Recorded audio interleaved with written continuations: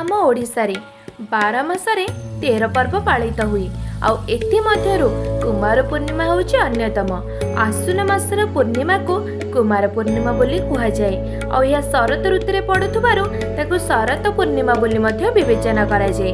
एही दिन झिया माने सूर्योदय पूर्वरु सफा सुतरा होई गाधोई नुआ वस्त्र को परिधान करी सूर्य को आंजुली टेकी थांती और संध्या समय पुनश्च नूतन वस्त्र को धारण करी चंद्र और चौरा को पूजा करिथांती।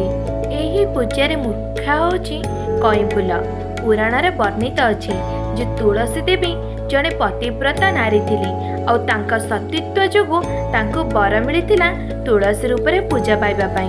कुमारी झियो माने भल बर पाइबा पई और विवाहित नारी माने निज स्वामीर सुख और समृद्धि पाई चौरा को पूजा करिथांती।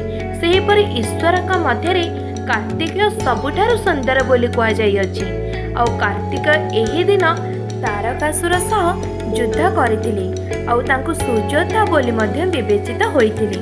एही पूजारे चंद्रंकर पूजा करा जाए। ओडिशा रे गोटे गोटे जगह आंजुली टेका होई न थाए किंतु अन्य जगह रे आंजुली टेका परि प्रथा मध्य रही आसीछि आउ एही दिन झिया माने बहुत ही खुशी मानरे ताको पालन करिथांती।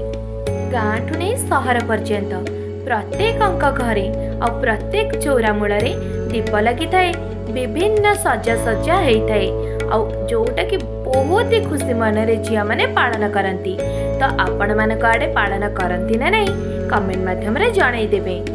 रहिली पुणी देखा आ गोटे वीडियो रे।